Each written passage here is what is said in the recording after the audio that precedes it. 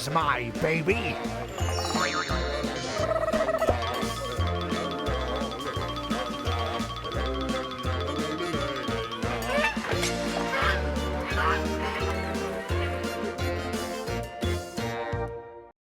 I'm Dana Denha. Hi, and I'm Melissa Bondi, and this is Adventures in Parenthood, where we take a ride on the roller coaster that we call parenting. The relationships we create with youth can last a lifetime or a moment, but regardless of how long we know someone, they can have a big impact on the person you become. Melissa, talk about, does Bryn have grandparents? What is her relationship like with them? Is it good? Does she spend a lot of time with them? She does. She's very fortunate to have both sides of our family's grandparents still with us. And yes, she sees one set a little more than the other. They live in Canada, right? So they're out of the country. But she definitely, and I have to tell you, love it or hate it, FaceTime was a godsend the last, 2-3 years is in regard to not being able to be with them in person, as well as her grandparents that are just down the street. But yeah, I would definitely say she has a very, very close relationship with both sides. So she's it's great. It's amazing to see it grow, especially with her growing up with them. Her accomplishments and how she gets, every kid likes to boast, and she gets to do that because the grandparents are the ones that are always like, the biggest cheerleaders. Oh, so yeah, very much so. Yeah, I mean, Keaton really hasn't spent the night at many people's houses, but she will spend the night at my parents' house because that's like, it's interesting how your grandparents are like an offshoot of your own home. Like you're like, yeah, I'll go in the pantry, I'll look in the refrigerator. Like you don't mind doing all that stuff, which I think is awesome because that's how I feel when I go to my parents' house too. And I want her to feel that comfort level when she goes into their house as well. But like I said, I don't know how comfortable she would feel spending the night at someone else's house because she has that level of like, this is sort of my house too when she's there. Right. The extension of your house is always the grandparents, right? Of her own house. Yeah. Definitely. And it's interesting because of all my parents' grandkids, they have 11 grandkids, but she spends the least amount of time there because we live the farthest away. But I still think it's like a still home to her, which that's the way I want it to be. Because my mom always says, well, I don't get to spend a lot of time with her. So I think my mom is a little is so much easier on Kiki than she is on the other grandkids, because the other grandkids will spend like a few days a week there, like just hanging out with her. But Kiki's only there like once or twice a month. So like if Kiki were to do something that maybe she didn't agree with, she would just let it slide because she just wants her to love her no matter what, Right. Yeah, absolutely. Yep. So we're actually going to talk to some people that aren't blood grandparents, but they sort of act as grandparents to kids at local schools. The Foster Grandparent Program is a unique opportunity for children that need a little extra attention to have a role model and friend to help them navigate through certain aspects of their education. Joining me is Sandy Bauer, Supervisor for the Washtenaw County Foster Grandparent Program, and Nehemiah Thomas and Rubye Ogburn, Foster Grandparents. Welcome to the show. Thank you for having us. Welcome. First, why don't you just sort of give us an overview of what the program is and how it got started? Sure. So the program is actually not a new program. It's been in Washtenaw County for going on 55 years. It's part of something called AmeriCorps Seniors, which is a national service program for older adults. So everyone in our program is 55 and older. They're people from all walks of life who want to volunteer to work with our mission, which is helping children. So all of our volunteers are placed at sites such as schools, daycare centers, Head Start programs, preschools, after-school programs, anywhere they can provide assistance to children. So they provide academic support, social support, emotional support. They're basically filling a role of a grandparent in a setting where there's children. Each one of you can take your turn, but I'd like to know why Nehemiah and Rubye wanted to get involved in the program personally. I got involved via a presentation that Sandy and one of her assistants did in the apartment complex I live in. And it was something that appealed to me in that I've always had all of my adult life, I've had a fondness for kids, especially those around the ages of 4, 5, and 6, because they are so impressionable. Mhm. They are impressionable, they're precious, and they are priceless. So if I can do anything positive to shape their upbringing, so to speak, their learning, by mentoring them or tutoring them or whatever the case is, this is what I'm all about. It gives me a chance to give back, at the risk of, using that statement. Nehemiah, how long have you been involved then now with this the foster grandparents program?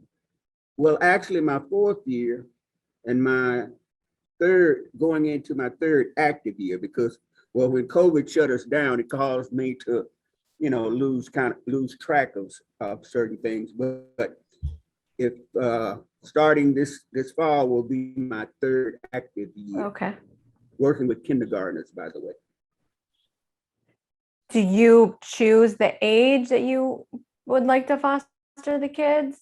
Well, in that area, Sandy is very accommodating. Okay. And I prefer the younger the better. Okay. How about you, Rubye? Well, I will piggyback off what Nehemiah said.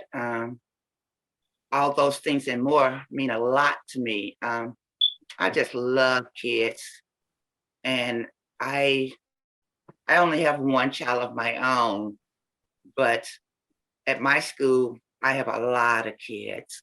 I'm everyone's grandmother at my school. Everybody knows me, and I help them through a lot of schooling and a lot of things that's not schooling. I give them a lot of love and support that they normally would get if they don't have a grandparent.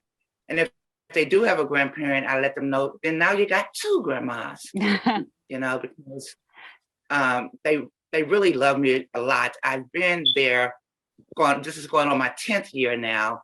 I've seen them, the kids, I've seen them start in kindergarten, and now they're in high school.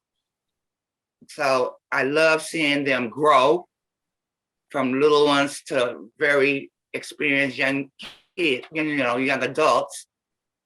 I had one in kindergarten. She wouldn't even come to school if I wasn't there. She would not come to class or school. And I walked her every day to calm her down. And I used to tell her every day that you are beautiful, you are loved, and you are smart. She grew up with that. You ought to see her now. She has blossomed into a beautiful young lady. And she was that then. But I just wanted to help her know that. So I really enjoy going. Melissa, you asked about whether they get to pick Mhm. what age. They certainly have a say in it. So my role is to learn as much as I can about the people who want to be in our program, and then to also try to know our sites and what they're looking for. So I try to match the skills and the desires and the interests of my grandparents with what they're looking for. Okay. So, it's really a matching game. And we do try to find a site that's close to where they live, so that they're serving within their, over really their specific community. And also because we just don't want them having to travel too far to do this. We try to make it as easy as possible. Sure. So this is not new to Washtenaw County. You've been here many years. Have you seen an increase in, I'm going to call it demand, but have you seen an increase in fostering and folks who want to do this? I would not say that. I would say in years past, the program might have been even bigger. Mm-hmm. Yes. It kind of goes up and down. We have about 50 grandparents right now. We would like to have about 60. So COVID definitely impacted a lot of programs, ours being one of them. You know, our population is older adults in schools. So those were two areas that COVID like really hit hard. Sure. So we're rebuilding. We'd like to get back up to about 60. You know, most of our sites will tell us they need as much help, as much support as they can get. Children need, you know, more attention now than ever.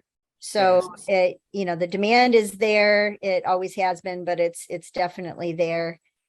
And we just, you know, we just want to get the word out to as many people as possible that we're, you know, a really great opportunity for older adults to become active and engaged and give back, as Nehemiah said. Well, we are going to take a short break from our chat to hear some words of wisdom from our local sensei as we kick it with Keith Hafner.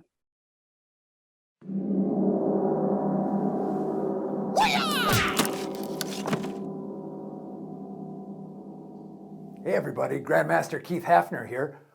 You know, if I hired you to work for me and I told you that work starts at 8 a.m. sharp, be here at 8 o'clock, and you began to come to work at 8 o'clock and you noticed that I never checked to see if you were in the right place at 8 o'clock, probably you would not be as diligent about being here at 8 o'clock as you would if I occasionally popped in to check to make sure that you were starting on time. And if I occasionally stopped in and you knew that, I think it would cause you to really be your best and to adhere to that rule. So our tip for parents right now is to implement the Reagan policy. President Reagan, in his dealings with other countries, had a policy that was referred to as trust but verify. And I think that's a great approach for parents. Trust your kids, but verify. You know, when my guys were young, Jason and Ian, if they went somewhere, I think they would never be surprised if I just happened to show up. Whether it was a basketball game they were going to, or a school dance, or going to be playing over at a certain playground, I don't think they were surprised if I just happened to come by. And yes, I was being mildly snoopy. I was verifying that they were where they said they were going to be. Now, you might call this invasive. You may say that this does not convey trust. I'm not buying it, because people require support to be their best. And without the proper supervision, without the proper support, employees, team members, and certainly kids, sometimes their behavior will devolve when they know that nobody is paying attention. So with your kids, do trust them and understand that your supervision is having their best interest at heart. Be mildly snoopy. Don't be afraid to check to make sure they are where they're supposed to be. One of the biggest problems people get into with their kids is when their kids are saying that they are one place doing one thing and they're actually at another place doing something else. That's a bad path to be on. Trust, but verify. We're back with Sandy, Nehemiah, and Rubye, and we're talking about the Washtenaw County Foster Grandparent Program. You know, Rubye and Nehemiah were telling us why they got involved. Do you guys have any special stories maybe that you could share with us about the program and why people would want to get involved? How much time do you have? Right. There's never a dull moment working with kids, and we're there, say 4 to 5 hours me as a grandparent is there 4 to 5 hours, and I could think of a story for each and every kid that I've dealt with. And you've got 23 this last year, 23 different personalities.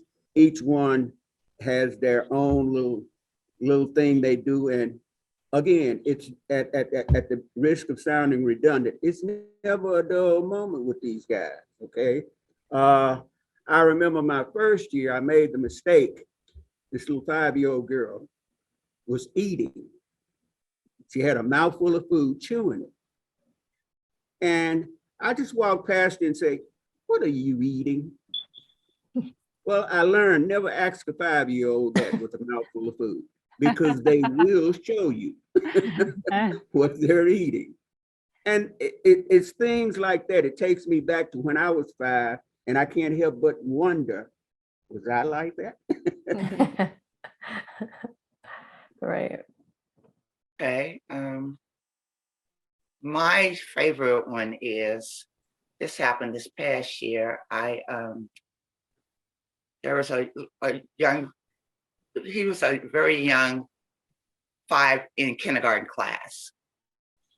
And he would come every day. He wasn't in my class because I was in a 2nd grade class, but he would come every day to school and he would cry all day long, all day, every day, just miserable, not wanting to be there.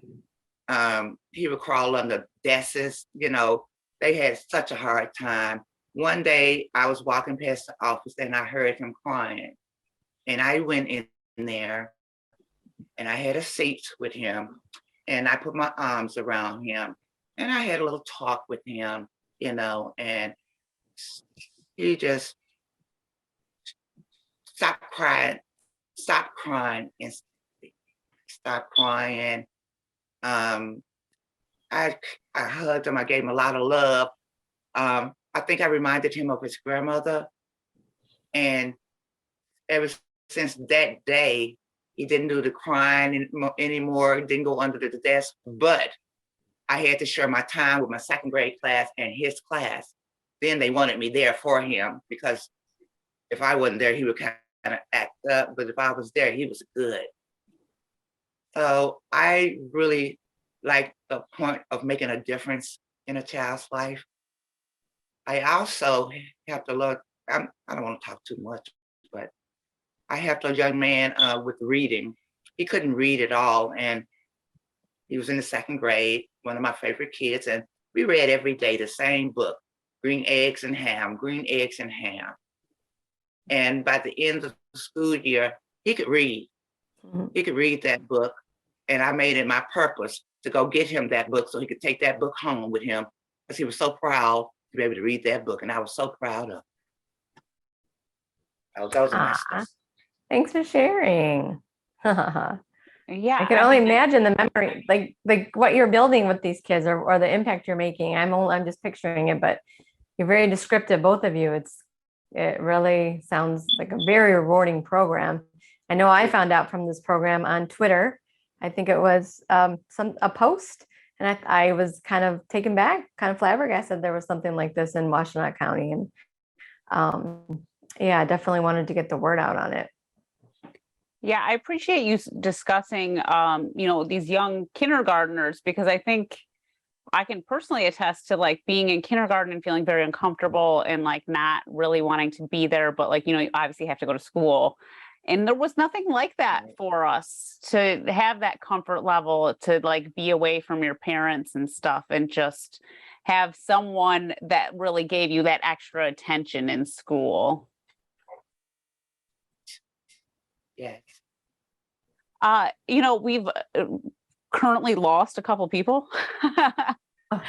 So Rubye, you're the only one with us right now. Why don't you talk a little bit about, do you remember training for this? What is the training like to become a foster grandparent?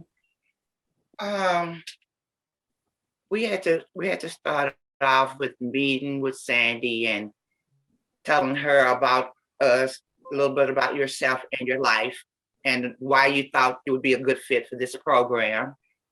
With that being said, you also have to meet a certain income criteria and the age requirement. And they will also, if you don't have a car, they give you stipends to catch your A ride back and forth which is really good for the older adults that don't drive anymore. They don't have to worry about getting out there. And for those that do drive, we get a mileage, you know, it ain't a lot, but it helps. Every little bit helps us. Mhm. And what else? Rubye, let me ask for the age of kids that you can foster. Is it all ages, or where does it stop? I know you've seen kids grow and you worked with fostered kids and seen them get older, but I mean, if someone wanted to come into the program and say, you know, I really have a connection with 11-year-olds, I'd like to foster an 11-year-old versus, you know, a 5-year-old. Is that a possibility? Yes, ma'am. We go all the way through high school. We have grandparents at the high school as well. Okay, so yeah, it's Well, we're going to Ma'am. actually take one more break, and we'll be back in exactly 60 seconds with more on the foster grandparent program.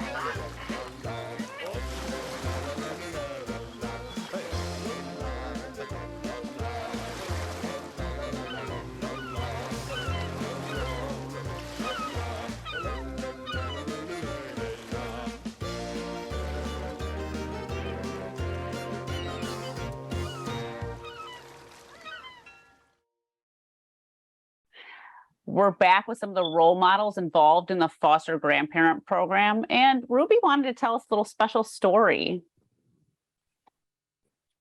Yes. So I'm from Tennessee, as I told you. And one day I went home to visit, and I was riding down one of the highways, and there was this big billboard up, you know, on the highway, and it had a picture of my mother and a little child that she was a foster grandparent. And I just felt flabbergasted, you know. I'm like, oh, my mom, you know, and she just was just smiling. She's no longer with us anymore, but I remember her telling me how much she really enjoyed having the little kids with her when she was with us. Yeah, and she created your want and need to do this, which is amazing. So she's her legacy lives on, obviously. That's what my family tells me at home. My mom's legacy lives on through me. Yes. Why don't you both tell us why it's important to be able to relate to the youth? I mean, I'm sure you guys have been doing this for years now. It changes as it goes. Kids change. They have different likes and interests. How do you kind of sort of keep up with that and make them want to hang out with you and talk to you? Or is it just having that older person that makes it feel good? In my classroom, it's a problem every day because as a foster grandparent, you're actually only assigned to, you know, a few kids, you know, 3 or 4 or 5 kids to help. So I have my own table. And when I'm just helping my kids that I normally help every day, the whole class want to come and sit at my table. Everybody want to be with Grandma Rubye. And I have to let them know I don't have enough space for everyone. But sometimes, even the ones that don't need my extra help, I let them come because they be like, why I can't come and sit with you? So I have to let them feel like they belong as well. So I let them join my group too. That's all. I think for me, for my part, I think kids relate to what they can relate to. And in a lot of instances, you have to try and think like them. We have a tendency as adults to forget that we were once 4 years old, 5 years old. And what do we think about? What were some of the things that was on our mind? And I found that whatever is important to them, if I take an active part in it. Just kind of seeming interested in it, okay? And I would say a genuine interest in it because they can pick up on it. You'll find them opening up to you more and more and more and more. And then they'll get to the point where they'll try and talk to you about almost anything. And that's the key. That's the key. Yeah, I can agree with that. I have a 6-year-old myself, so I know that like they want to be heard. They want you to listen. They want to have a conversation with you for sure. That's otherwise I feel like sometimes they don't feel like anyone wants to pay attention. So if you're really listening, that's important, even if it's something that you don't really, the kids today love YouTube videos and it's not really like my thing. Like it's like, oh, check this out. But I'm like, oh, I'm not a huge fan, but I'll watch it with you because that's what you like kind of thing, Before we go, we're almost out of time. Why don't you just tell people why you would, if you were to meet someone that's 55 older, why they should take part in Washtenaw County's foster grandparent program? That it will be one of the most experiencing, best times of their lives. If you don't know what it feels like to be needed or to help someone, oh my gosh, I feel so appreciated where I'm at. And that's one of the things that keeps me from being so lonesome and so anxious and so depressed, because I know if I go to the school, I'm going to have some people, not only the kids, staff, that's my family as well. And they keep me going. And I like that. I like for them to show me that they love me. Nehemiah, do you want to add on? I think one of the most rewarding things for me is when we have, say, an early day, get out early and the parents are there to pick them up, or parent day when the parents come, and one of the first things out of their mouths to me is, I've heard a lot about you. And they're saying it with a smile on their faces. So I know I'm not in trouble. I tell people that is, like Rubye said, it's very rewarding. I mean, I can't think of anything else more rewarding than to be able to make an indelible, hopefully an indelible, positive impression on a kid. And that's what I get out of it. I really do. Well, I want to thank you both for being on the show. We'll thank Sandy, and also thank you for, helping mold these kids that really need it. I think it just sounds like an amazing thing that you guys are involved in. Yeah, both of you. If you have an idea for a parenting show, topic, or guest, talk to us on Twitter and Facebook at #CTN Ann Arbor. And for more on our programming and services, visit a2gov.org/CTN and visit youtube.com/CTN Ann Arbor to watch a full lineup. And remember to like, subscribe, and share. Thanks for joining us on this adventure in parenthood.